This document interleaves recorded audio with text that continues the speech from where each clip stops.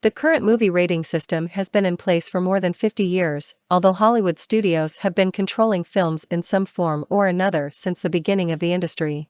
Movie ratings have evolved over time as societal norms have altered, despite the fact that the procedure of rating a picture remains a carefully kept industry secret. Currently, following ratings are in use. G. General audiences. The absence of sex and nudity, substance misuse, and realistic/non-cartoon violence is the most noticeable feature of G-rated films. PG. Parental guidance.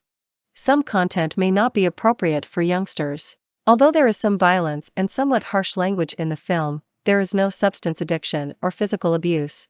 PG-13. Parental guidance 13. Some content may not be appropriate for youngsters under the age of 13.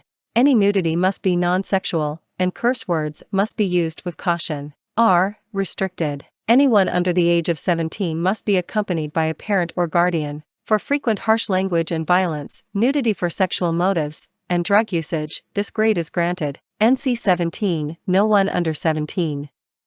This uncommon grade is granted to films that include mature elements in such abundance or severity that they exceed the R rating. Unrated. Usually used for trailers of films that have not yet been officially rated by the MPAA.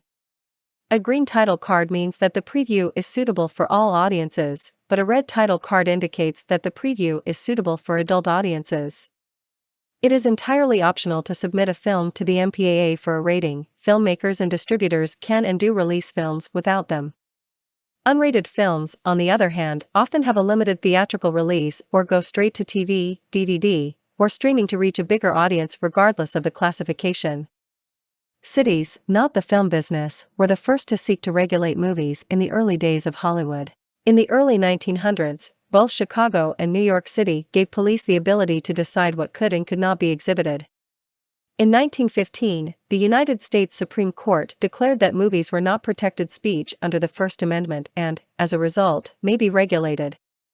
In response, the Motion Picture Producers and Distributors of America, MPPA, an industry lobbying group, was founded in 1922 by major movie companies. The MPPA selected William Hayes, a former Postmaster General, to lead the group. Hayes not only lobbied legislators on behalf of filmmakers, but he also advised studios on what was and wasn't appropriate content. Throughout the 1920s, filmmakers became more daring in their subject matter choices. By today's standards, a sight of a bare leg or a provocative phrase appears harmless, yet such behavior was considered scandalous at the time.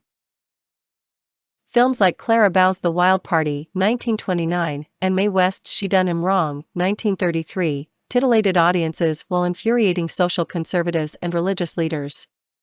Hayes published his Motion Picture Production Code in 1930, which became known as the Hayes Code. Its goal was to guarantee that the films reflected proper norms of living in order to prevent government censorship in the future, as studio executives hoped. However, authorities from the MPPA failed to keep up with Hollywood's output, and the Hayes Code was mostly ineffective in its early years.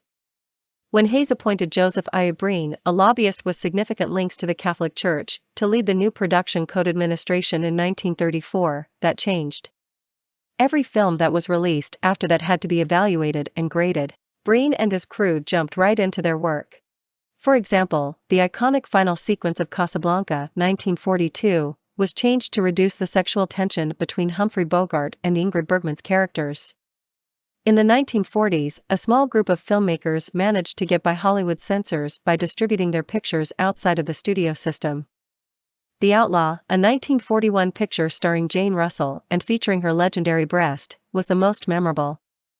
After a 5-year battle with censors, director Howard Hughes got United Artists to release the film, which was a box office success. In 1951, Breen increased the limits, but the code's days were numbered.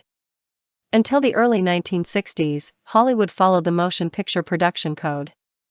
However, when the old studio structure broke and cultural taste shifted, Hollywood realized it needed a new method for rating films. The MPAA rating system was founded in 1968 by the Motion Picture Association of America, MPAA, the successor of the MPPA.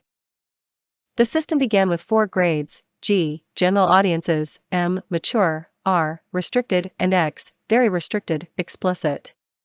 The MPAA, on the other hand, never patented the X rating, and what was originally meant for genuine films was quickly co-opted by the pornography business, which went to great lengths to promote films with single, double, or even triple X ratings. Over the years, the system was upgraded several times. The M rating was changed to PG in 1972. The MPCC created the PG-13 classification after the violence in Indiana Jones and the Temple of Doom, and Gremlins, both of which previously obtained a PG rating.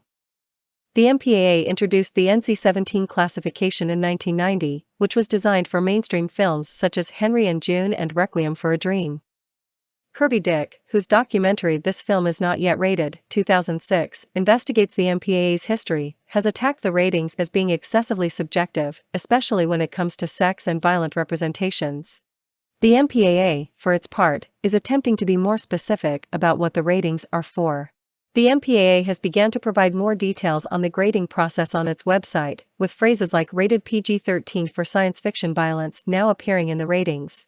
In September 2019, the association updated its branding to reflect the global nature of the film, television, and streaming industry, officially changing its name to the Motion Picture Association, MPA, a name which it has used internationally since 1994. Thanks for watching, subscribe and stay tuned.